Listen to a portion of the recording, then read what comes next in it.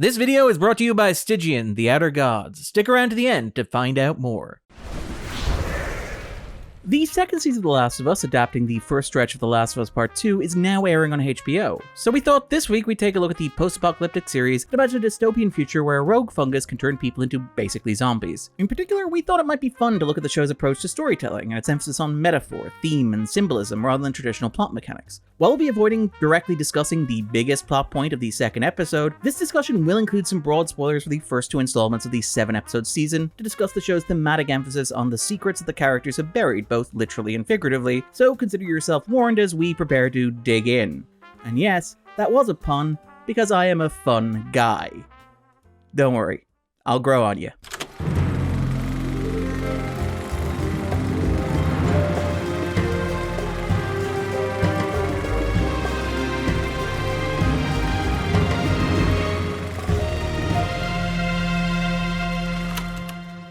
The second season of The Last of Us is about the things buried beneath the surface, which refuse to remain underground. This is true in a very literal sense. The season opens in the immediate aftermath of Look for the Light, the first season finale. The giraffes are still wandering around Salt Lake City. Abby and her friends are gathered at the graves of those members of the Fireflies killed by Joel at the climax of the first season. A community is mourning its loss, with Abby's grief metastasizing into a thirst for vengeance. Some things are buried in a more metaphorical sense. The first season ended with Joel lying to Ellie about what happened in Salt Lake City. The Fireflies had hoped to harvest a cure from Ellie that would provide humanity with immunity from the deadly fungus consuming the world. However, this procedure would involve killing Ellie. Joel refused to allow that to happen, murdering everybody in the building to protect his surrogate daughter. Joel kept the truth from Ellie, telling her when she woke up that there was no hope of a cure and that the Fireflies had been murdered by raiders. The closing shots of the first season were decidedly ambiguous, leaving the viewer to ponder whether Ellie actually believed what Joel was telling her, or whether some part of her understood what had happened while she was unconscious. However, neither character acknowledges this tension. The two simply continue on their way. 5 years later, the second season suggests that these secrets have taken their toll in the relationship between Joel and Ellie. The two are at odds with one another when the season begins. They're barely speaking. To be fair, Joel is at least trying to reconcile. The second season premiere, Future Days, reveals that Joel is in therapy with Gale. He is working on himself. He's trying to mend his relationship to Ellie. However, when pressed by Gale, Joel is unable to admit what happened. He's unable to articulate why Ellie might be upset at him, because he cannot acknowledge what he did and why he did it. Instead, he allows that wound to fester between them. The Last of Us understands that, in order to heal, the wound needs to be exposed to air. Future Days contrasts Joel's stoicism with Gale's candor. During their therapy session, Gale is able to force herself to be honest with Joel about her own feelings. Joel had recently shot Gale's husband Eugene after he became infected. It was a justifiable decision, one that protected the larger community, but Gale's emotional response cannot be cold and rational. You can't heal something unless you're brave enough to say it out loud. But Joel can't say it out loud, and that means he cannot ever reconcile with Ellie. The 5-year time jump between the first and second season is interesting because it allows The Last of Us to establish a baseline of normality in this fallen world. Joel and Ellie have built a life together in Jackson, a makeshift community that has running water and electricity. Ellie's messy bedroom looks like any other teenager's abode. There is an attempt to not merely survive, but to meaningfully live.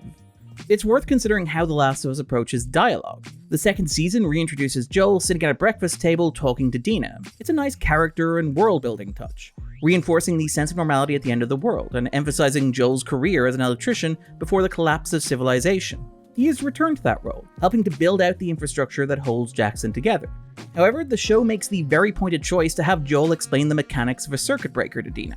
Before you mess with circuits, you gotta check if the wires are live, so how do you do that? I lick them.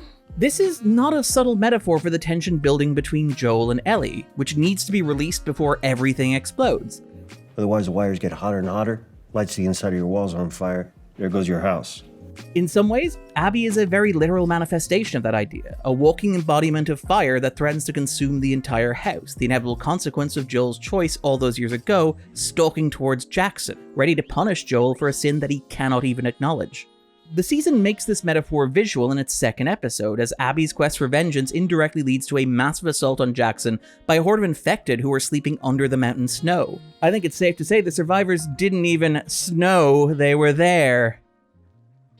Actually, dozens of people died, and I shouldn't joke. It's another very literal metaphor, an expression of the idea that there are some things lurking just beneath the surface, waiting to explode if given the right provocation. Incidentally, while we're talking about visual metaphors, there's a sequence in that same episode where Ellie tracks Abby back up the mountain, which sets up a recurring visual motif in the season of Ellie literally tracing back threats and actions to their point of origin. It's a very literal expression of the idea of understanding events as linear consequences that flow directly from earlier actions, even if they are imperceptible at the point of contact. The show also uses Ellie's immunity to the fungus as a metaphor for the toll that secrets take on the people who hold them. Obviously, Ellie cannot acknowledge that she is immune to the fungus, because that would put her at risk from others who might seek to exploit her. There are only a handful of people in Jackson who know about Ellie's immunity, including Joel and his brother Tommy. Those people who do know go to great lengths to keep that side of Ellie hidden in order to keep her safe. The show makes a thematic connection between Ellie's immunity and her sexuality. Ellie is queer, and Future Days finds Ellie navigating a complicated dynamic with her best friend Dina, who has just broken up with her boyfriend Jesse. Neither Ellie nor Dina can articulate their feelings for one another, which culminates in a kiss at a New Year's party. However, even in Jackson, even at the end of the world, the pair are ashamed for their attraction, with Seth causing a scene. At church. Yikes. What did you just say? No, Having to keep these secrets about herself to protect her from the people around her takes a toll on Ellie. When she's bitten by an infected person during a routine patrol in the first episode, Ellie has to disguise the bite by cutting into herself with a knife to make the injury look more generic. It is a teenager very literally engaging in self-harm because she cannot be her authentic self to the people around her. It's rare that a show with this sort of source material allows itself the space to deal with these ideas, let alone to explore them through metaphor and abstraction. Even the fungus that drives so much of The Last of Us is itself a potent metaphor for the show's larger themes. Towards the end of Future Days, as Abby approaches Jackson, there's a shot of the infectious and hungry fungus spreading through the underground pipes. In the second episode, a worker cracks those pipes open to reveal the veins of fungus throbbing within. However, the show understands that these things cannot remain buried forever. Eventually, these dark secrets find their ways to the surface. And when they do, the consequences are likely to be severe. I've been Darren Mooney, and this was The Backdrop. This video is brought to you by Stygian Outer Gods, the Lovecraftian survival horror RPG filled with terror, suspense, and a main character named Jack, and hey, that's my name. Make your way through Kingsport, a dark and hostile town that challenges your very existence. Craft items, solve puzzles, and explore the dark corners of the settlement as you unravel the mysteries that lie deep within, including what happened to your precious dog Cookie. Wait, my actual dog is Cookie. Is my dog in this game? Because choose whether to sneak through the shadows and avoid the monstrosities that roam the streets, or confront them head on with whatever weapon you manage to scrounge up. But be careful of Jack's sanity, as he's almost out of coffee and his Ernest goes to jail mug needs to be washed. Wait, exposure to these disturbing and otherworldly encounters could lead to disastrous results. How did they know about my mug? Stygian Outer Gods hits PC Early Access on April 14th with a full PC, PlayStation 5, and Xbox Series X and S release set for 2026. Head on over to the Steam link below to wishlist the game today. Alright, do we want to do again, part of me is like, do we want to do a post-credit scene? Is it worth doing a post-credit scene where I just give away the spoilers of the ending and I'm just I want you all to appreciate how restrained I was. I really wanted to end that episode by saying, when these secrets come to light, violence is par for the course. That was a golf joke.